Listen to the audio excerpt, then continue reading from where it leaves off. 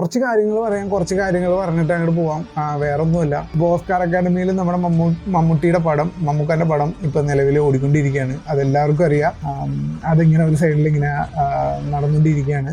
അതിൽ വേറെ ഒരുപാട് ഇൻട്രസ്റ്റിംഗ് ആയിട്ടുള്ള കമന്റുകളും കാര്യങ്ങളും കണ്ട് അത് 100 കോടി ക്ലബിൽ ഇല്ലെങ്കിലും നമ്മുടെ ഇക്കാക്ക് ഓസ്കാർ കിട്ടിയെന്ന് ഏകദേശം അതുപോലെ തന്നെയാണ്. ഒരു പ്രൗഡ് മൊമെന്റ് ആണ്.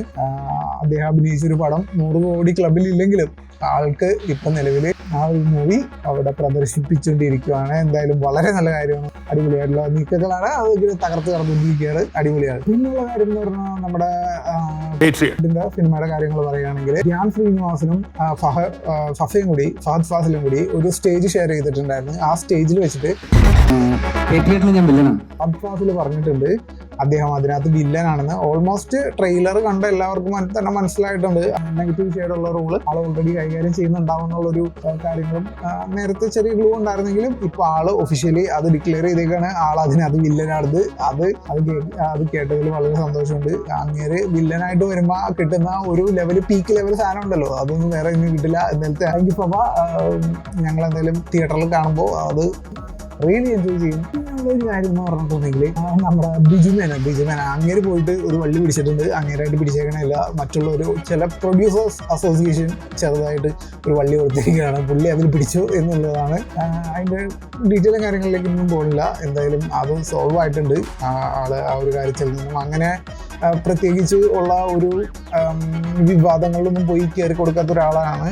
പുള്ളിക്കാരൻ ചെയ്യുന്ന സെലക്റ്റീവായിട്ടുള്ള സിനിമകൾ അത്യാവശ്യം നല്ല രീതിയിൽ എൻജോയ് ചെയ്ത് കാണാൻ പറ്റുന്ന സിനിമകളാണ് അദ്ദേഹം ചെയ്യുന്നത്. എന്നാലും ആളിപ്പോൾ ഇങ്ങനെയുള്ള ഒരു കാര്യത്തിൽ വന്ന് പെട്ടിട്ടുണ്ട്. അത് അവർ തമ്മിലുള്ള കാര്യങ്ങൾ അവർ ഫിനിഷ് ചെയ്തു എന്ന് വിചാരിക്കുന്നു.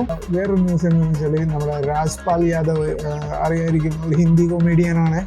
അങ്ങേര് കുറച്ച് ദിവസമായിട്ട് ജയിലിലായിരുന്നു. ആളെ ജയിലിൽ പിടിച്ചിട്ടേക്കായിരുന്നു.